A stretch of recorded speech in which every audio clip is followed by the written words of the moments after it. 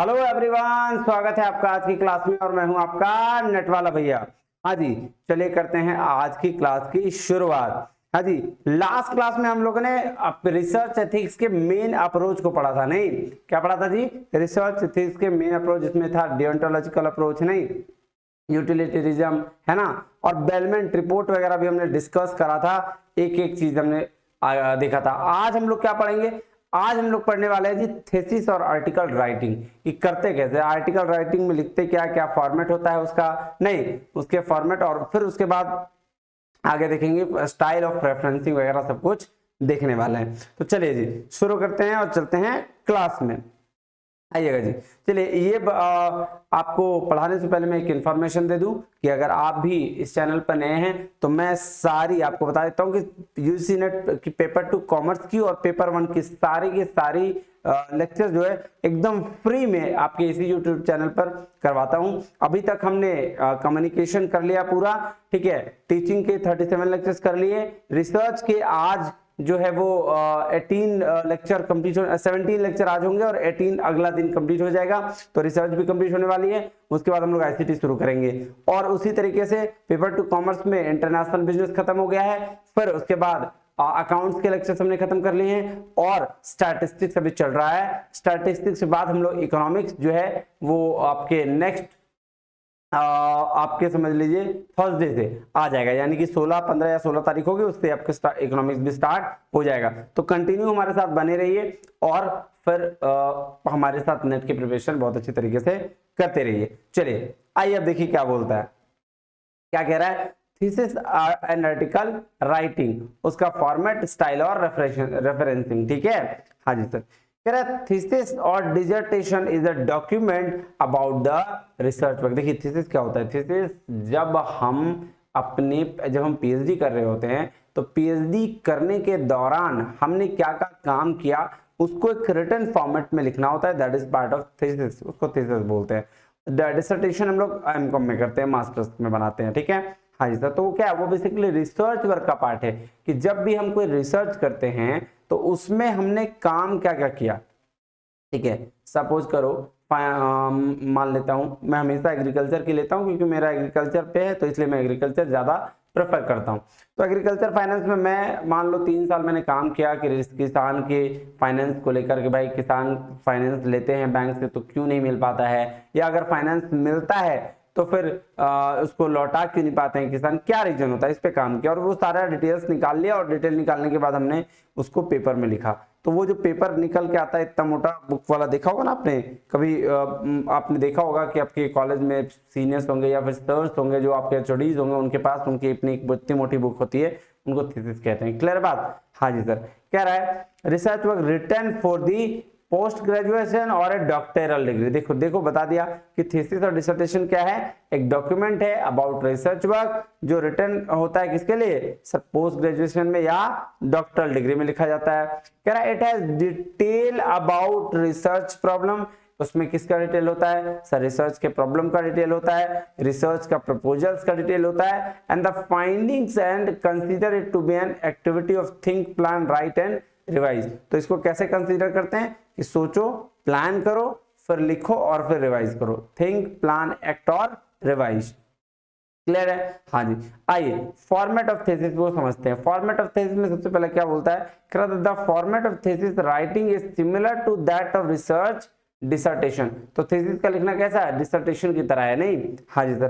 कह रहा है thesis is a different chapters, thesis में अलग अलग चैप्टर्स होते हैं। क्लियर है? हाँ बिल्कुल सही बात है। It begins with the introductory chapter and followed by the chapter on the review of literature, research methodology, data analysis, conclusion and bibliography and the format of the thesis given below। देखिए बोल रहा है कि देखिए आपका जो इसके chapter होते हैं वो अलग अलग होते हैं। अलग अलग चैप्टर क्या होता है भाई, तो अलग अलग चैप्टर होता है। सबसे पहले इंट्रोडक्टरी चैप्टर होता है, उसके बाद रिव्यू ऑफ लिटरेचर होता है। रिव्यू ऑफ लिटरेचर में क्या होता है, जो आपने पूरे पीएचडी के दौरान जितने रिसर्च से रिलेटेड चीजें पढ़ी वो आपके किस में आते हैं, रिव्यू ऑफ लिटरेचर में आता है, ठीक है। जैसे मान लेते हैं आपने कोई आर्टिकल्स पढ़ा तो उसके वो क्या हो जाएगा, रिव्यू ऑफ लिटरेचर में आएगा, आप उसको मेंशन करोगे।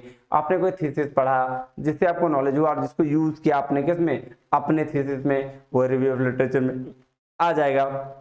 रिसर्च मेथोडोलॉजी आ जाएगी कि कौन सा मेथड्स को यूज किया आपने, नहीं क्या प्रोसेस लगाया, फिर डेटा एनालिसिस में कौन सा टेक्निक यूज किया और उस बेसिस पे अपने कंक्लूजन बनाया। और बिब्लियोग्राफी क्या है, बिब्लियोग्राफी होती है कि जब आप किसी रिसर्च में जितनी भी स्टडी जितने जगह से करते हो ना, सबको मेंशन करना होता है बिब्लियोग्राफी। ठीक है, तो अभी हम लोग डिफरेंस देखेंगे, बिब्लियोग्राफी क्या होता है, रेफरेंस क्या होता है ना। ठीक है, कह रहा था format of thesis is given below. देखिए सबसे पहले टाइटल पेज होता है। टाइटल पेज मेंशन क्यों होता है, टाइटल शो करने के लिए, इंट्रोडक्शन बेसिक शो करने के लिए। सर्टिफिकेट में ये हमें दूसरा है सर्टिफिकेट। सर्टिफिकेट में हमें ये देखना पड़ता है कि भाई साहब जो भी हम कर रहे हैं वो सही है, और उसको ही हम लोग मेंशन करते हैं। एक्नॉलेजमेंट उसके बाद होता है। फिर टेबल ऑफ कंटेंट होता है। टेबल ऑफ कंटेंट में आपके हर चैप्टर्स में कितना कितना कौन कौन सा पेज में क्या है सब मेंशन होता है।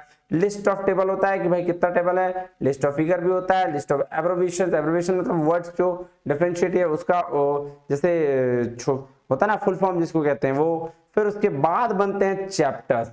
ठीक है, चैप्टर में आपका सबसे पहला इंट्रोडक्शन चैप्टर होता है। इंट्रोडक्शन में सारे इंट्रोडक्शन दिया जाता है कि भाई आप जो टॉपिक कर रहे हो उससे रिलेटेड क्या क्या चीजें हैं, है ना। फाइनेंस में जैसे मैं एग्रीकल्चर फाइनेंस की बात करूँ तो एग्रीकल्चर फाइनेंस क्या होता है, कब आया, कैसे आया, होल वर्ल्ड में कैसे आया, इंडिया में कैसे आया, और आप जहाँ कर रहे हो उसकी क्या दशा है, सब लिखना है। फिर रिव्यू ऑफ लिटरेचर लिखना पड़ता है। फिर रिसर्च मेथोडोलॉजी करनी पड़ती है कि भाई किस मेथड्स के थ्रू आपने काम किया, डेटा एनालिसिस का कौन सा टेक्निक लगाया, उस बेस पर समरी और कंक्लूजन बनाते हैं। और फिर हम लोग अपेंडिक्स बनाते हैं जिसमें बिब्लियोग्राफी देते हैं। क्या समझ में आई बात? हाँ जी, कह रहा है it is important to remember this sequence. देखिए ये सीक्वेंस याद रखना बहुत जरूरी है। आइए एक एक करके समझते हैं क्या बोल रहा है। देखिएगा जी, कह रहा है टाइटल पेज।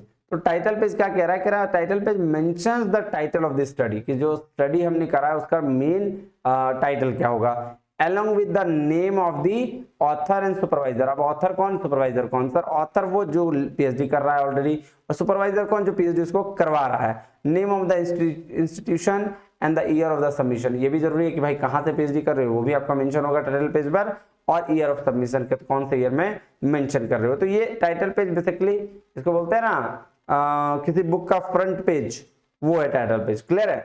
हाँ जी सर। दूसरा है सर्टिफिकेट। सर्टिफिकेट क्या कहता है, कह रहा certificate states that the thesis is original work of author and all the sources referred to have been cited. बोल रहा है भाई साहब सर्टिफिकेट ये बताता है कि जो भी काम ऑथर्स ने किया है वो बिल्कुल सही है, और अगर कहीं से कोई सोर्स लिया है, कहीं से कुछ पढ़ा है, तो ऑथर्स ने उसको क्या किया, साइट किया है, मतलब मेंशन किया है। क्लियर है बात? हाँ जी सर। अब नेक्स्ट चलें। हाँ जी, कह रहा है थर्ड है एक्नॉलेजमेंट। एक्नॉलेजमेंट बोलता है acknowledgement express author's gratitude to all those who have helped him in the course of research. अब देखिए ये बात तो सही है कि एक्नॉलेजमेंट बहुत जरूरी है। जैसे अभी आपके पास कौन होंगे जो आपको रिसर्च कराएंगे, वो आपके सुपरवाइजर होंगे, है ना। तो सबसे पहले तो सुपरवाइजर को आप थैंकफुल करेंगे, मॉम डैड को करेंगे कि इस रिसर्च में जिसने सारे लोगों ने आपको हेल्प करा, वो सारे लोगों के बिहाफ में आप उनको ग्रेटिट्यूड ये करेंगे कि हाँ मैं thankful to my supervisor, thankful to all person, thankful to my mom dad, all भी जो लोग आपके हेल्प करेंगे उसको वहाँ थैंक्स कहना है। तो उसको ग्रेटिट्यूड शो करना कहते हैं, नहीं। उसके बाद है table of content. Table of content क्या होता है जी? टेबल ऑफ कंटेंट कहता है information about the chapter title and it's page number. देखिए टेबल ऑफ कंटेंट में चैप्टर का टाइटल और पेज नंबर ये दोनों मेंशन रहता है। Correct. List of table figures. देखिए टेबल ऑफ कंटेंट समझने के लिए ना आपको एक चीज दिखाता हूँ, ये आपको समझ में आ जाएगा अच्छे से। ये देखिए ये समझ लीजिए इसका ये टेबल ऑफ कंटेंट है, जिसमें पहला ये चैप्टर हुआ, इसका पेज नंबर यहाँ है, दूसरा ये हुआ, इसका पेज नंबर यहाँ है, तीसरा ये, इसका पेज नंबर यहाँ। तो इसको क्या बोलते हैं, टेबल ऑफ कंटेंट कहा जाता है। आइए अब चलते हैं थोड़ा अपना काम में, आ जाइए आ जाइए और आइए, एक मिनट, कहाँ भाग गया भाई? हाँ अब आ गया, अब आ गया। देखिए तो उसको क्या बोलते हैं, टेबल ऑफ कंटेंट। अब चलिए लिस्ट ऑफ टेबल्स और फिगर्स को समझते हैं। कहता है present the title of the table. तो लिस्ट टेबल ऑफ फिगर मतलब जो टाइटल ऑफ द टेबल्स को प्रेजेंट करता है, figures and their respective page number, ये सारे इसमें आते हैं। लिस्ट ऑफ एब्रिविएशंस क्या होता है, कह रहा है provide the expand form of the all abbreviations used in the thesis. अब देखिए जो भी हम लोग शॉर्ट फॉर्म लिखते हैं ना थीसिस में, तो एब्रिविएशंस को वहां पे जो उस पेज में लिस्ट ऑफ एब्रिविएशन में उसका सारा फुल फॉर्म मेंशन होता है। जैसे अगर मैंने लिख दिया जस्ट GIT तो जस्ट इन टाइम, तो ऐसे बहुत सारे वर्ड्स होते हैं जिसका आप यूज करेंगे शॉर्ट फॉर्म में और उसको आपको दिखाना पड़ेगा किसमें, लिस्ट ऑफ एब्रिविएशन में। क्लियर है। उसके बाद आता है इंट्रोडक्शन, चैप्टराइजेशन शुरू हो गया।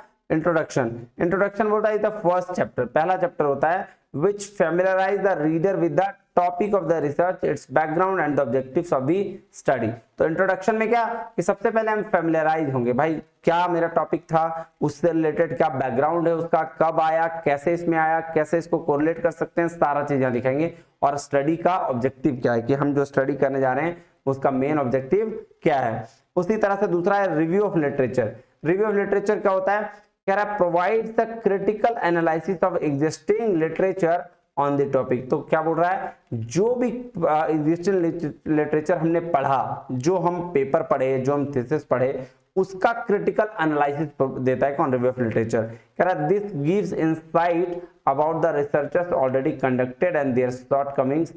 ठीक है, क्या बोला कि ये क्या देता है, रिसर्चर्स जो ऑलरेडी कंडक्ट कर चुका है और या फिर उसके शॉर्टकमिंग्स आने वाले हैं उसका ओवरव्यू। कह रहा है नेक्स्ट चैप्टर है रिसर्च मेथोडोलॉजी। रिसर्च मेथोडोलॉजी क्यों यूज करते हैं, आइए देखिए। कह रहा है provides details about the different methods which have been used in sampling, collecting data, analyzing it to verify hypothesis। अब देखिए रिसर्च मेथोडोलॉजी में हम क्या करते हैं कि डेटा सैंपल लिए, सैंपल कौन सा, अलग अलग तरीके का सैंपल, प्रोबेबिलिटी, नॉन प्रोबेबिलिटी, उस बेसिस पर हम कलेक्ट करते हैं डेटा को, डेटा कलेक्ट करके उसको एनालाइज करते हैं और एनालाइज करने के बाद फिर हम क्या करते हैं, हाइपोथेसिस टेस्टिंग करते हैं। क्या रहा था, next chapter deals with, next chapter किससे चलता है, analysis and presentation of data, कि डेटा को प्रेजेंट कैसे करना, एनालाइज कैसे करना है। कह रहा data can be presented in the form of text, table and graph. हाँ बात सही है, डेटा कोई भी डेटा को हम लोग टेक्स्ट में, टेबल में या ग्राफ में शो करते हैं। कह रहा था last chapter conclusion and summary. दो लास्ट चैप्टर क्या होता है, कंक्लूजन और समरी होता है। कह रहा provides conclusion of this study that is the inferences and generalisation are presented. तो जो इसका कंक्लूजन होगा, जो अनुमान हमने लगाया था, ठीक है, उस स्टडी का, ठीक है, उसका हम लोग कंक्लूजन लिखते हैं कि फाइनली फैक्ट क्या निकल के आ रहा है। और नेक्स्ट सेक्शन इज बिब्लियोग्राफी, और उसके बाद जो नेक्स्ट सेक्शन होता है चैप्टराइजेशन के बाद वो होता है बिब्लियोग्राफी। तो बिब्लियोग्राफी क्या होता है, कहता है bibliography all the sources which have been consulted like books, magazine, newspaper, journals, articles and so on are mentioned here. तो एक बार ध्यान दीजिएगा, बिब्लियोग्राफी में वो सारे पार्ट आ जाएंगे जहां जहां से आपने रिसर्च से रिलेटेड कोई भी चीज पढ़ा हो, वो सब कुछ आ जाएंगे, चाहे वो मैगजीन हो, न्यूज़पेपर हो, जर्नल्स हो, आर्टिकल्स हो, सब कुछ मेंशन हो जाएगा। क्लियर है। अब नेक्स्ट क्या बोल रहा है, there are different format of bibliography such as APA, MLA and Chicago manual. तो ये रेफरेंसिंग का पार्ट है, APA और MLA हम लोग पढ़ेंगे आगे, फिर नेक्स्ट वीडियो में भी, या हो सकता है अभी कंप्लीट कर लें। कह रहा है bibliography is followed by appendix. Bibliography कौन, अपेंडिक्स के द्वारा फॉलो किया जाता है, which forms the last part of the thesis. The questionnaire is used in the collecting data should be attached in the form of appendix। तो ये क्या करना चाहिए, बोलता है क्वेश्चनरी जो हम लोग कलेक्ट किए हैं उसको अटैच कर देना चाहिए in the form of appendix. अब देखिए डिफरेंस बताया गया किसका, रेफरेंस का और बिब्लियोग्राफी का। तो बिब्लियोग्राफी क्या हुआ और रेफरेंस क्या हुआ, देखिएगा। बिब्लियोग्राफी होल पार्ट को बोलते हैं, reference is a part of bibliography. Reference भी पार्ट है किसका, बिब्लियोग्राफी का। क्यों बोलते हैं ऐसा जी, तो देखिए रिसर्च जब हम कर रहे होते हैं तो उसमें हम हजारों जगह से पढ़ाई करते हैं, वो 1000 जगह मेंशन हो जाएगा बिब्लियोग्राफी में, लेकिन उस 1000 जगह में हम अपने रिसर्च में कुछ लिमिटेड जगह से उसको मेंशन करते हैं। जैसे मान लेते हैं हमने 100 थीसिस पढ़ा, अब 100 में से 100 तो हमने मेंशन नहीं करा, मान लेते हैं 100 में से हमने 20 मेंशन करा, तो जो 100 में से 20 मेंशन करा उसको हम लोग बोलते हैं रेफरेंस, और 100 में से 100 पढ़ा उसको हम लोग बोलते हैं बिब्लियोग्राफी। आइए देखिए, कह रहा है all sources which have been consulted are mentioned, these may or not be used in the study। बोल रहा है भाई साहब जो सारा सोर्स को आपने कंसल्ट किया उसको मेंशन करना चाहिए, वेदर आपने इसको पढ़ा या नहीं पढ़ा कोई फर्क नहीं पड़ता। तो बिब्लियोग्राफी मतलब सारा सोर्स जहां से आपने कंसल्ट किया उसको सारा मेंशन करिए। देखिए रेफरेंस बोल रहा है, कह रहा only those sources are mentioned which have been used, sources for the referred material can also be provided within the chapter as well the form of footnotes. क्या बोला कि हम उन सोर्सेस को मेंशन करेंगे जिसका हमने यूज किया है। मतलब 100 में से अगर पढ़ा है हमने लिटरेचर रिव्यू तो हम 20 का यूज किया अपने थीसिस में, तो हम 20 को ही वहां पे मेंशन करेंगे। कह रहा है sources for referred material can also be provided in the chapter. देखिए जो सोर्सेस हमने रेफर किया मटेरियल में वो हमको चैप्टर में भी क्या किया जा सकता है, चैप्टर के फुटनोट्स में भी हम डाल सकते हैं। चैप्टर का फुटनोट्स क्या हुआ कि हर चैप्टर के फुटनोट्स, मतलब यहाँ इसको फुटनोट्स कहा जाता है। ये देखिए ये जो पार्ट होता है ना इसको फुटनोट्स कहा जाता है। अब देखिए रेफरेंस और बिब्लियोग्राफी में एक चार्ट है, इसका डिफरेंस दिया हुआ, आइए देखते हैं क्या कह रहा है। A bibliography is a list of references you have cited in a scholarly work and background readings, other material that you have read but not actually cited। तो बोल रहा है bibliography क्या है, is a list of references, वो सारे references का part है जो आपने cited किया है scholarly और जो आपने पढ़ रखा है बट साइट नहीं किया। दोनों चीज आ जाता है किसमें, बिब्लियोग्राफी में। कह रहा रेफरेंस क्या है कि reference is a list of references you may cited in your work. मतलब रेफरेंस क्या है, रेफरेंस वो पार्ट जिसको आपने अपने काम में अपने पीएचडी में साइट कर रखा है। दूसरा देखिए कह रहा है consist of all sources that you have used for your paper in addition to the sources cited in the paper. तो कह रहा है only content sources you have directly cited in your paper. फिर क्या है नेक्स्ट, क्या रहा है Chicago citations, Oxford citations are two type popular citation styles और APA and MLA citations, AMA citations are the common citation styles. तो Chicago और Oxford क्या है, वो आपका बिब्लियोग्राफी के लिए, रेफरेंस के लिए एपीए और एमएलए है, ठीक है। हाँ जी, और इसी का हम लोग यूज करते हैं। क्लियर है, आइए एक बार और देख ले, एक चार्ट और है रेफरेंस और बिब्लियोग्राफी का। कह रहा है a list of reference is a list of all sources that you have been cited in your text of your document. तो सारे डॉक्यूमेंट में जो आपने जो साइट किया है जिसको, वो क्या है आपका रेफरेंस है। कह रहा है preferred for technical documents it is system used in the scientific literature shows how your work integrates with others. दूसरा है बिब्लियोग्राफी। बिब्लियोग्राफी क्या है, बिब्लियोग्राफी एक लिस्ट है ऑल द सोर्सेज का जहां कंसल्टेड किया है, साइट जरूरी नहीं है, consulted but not cited while working your document. तो जब आप काम कर रहे हो तो वहां सिर्फ अपने कंसल्ट किया अपने स्टडी के दौरान, उसको भी हम लोग यहाँ मेंशन करेंगे। उसको क्या बोलेंगे, उसको बोलेंगे बिब्लियोग्राफी। केरला usually we only have one or the other but if you have both then remember. तो बोल रहा है भाई साहब हमारे पास एक होता है या दो होता है, लेकिन अगर आपके पास दोनों है तो आप उसको रिमेंबर करिए। और citation must be references only. बोल रहा है रेफरेंस को ही हम लोग साइटेड करें, बिब्लियोग्राफी को साइटेड नहीं करें। कह रहा they must be placed at the end of the document immediately before any appendices. Clear है बात? हाँ जी सर। तो देखिए ये था रेफरेंस और बिब्लियोग्राफी का डिफरेंस। आइए अब क्या सर, चलिए अच्छा आज इतना ही करते हैं, मिलते हैं अगले वीडियो में, तब तक के लिए बहुत बहुत धन्यवाद। थैंक यू वेरी मच, जय हिंद। अगले में हम करेंगे format and style of referencing, ठीक है। हाँ जी सर।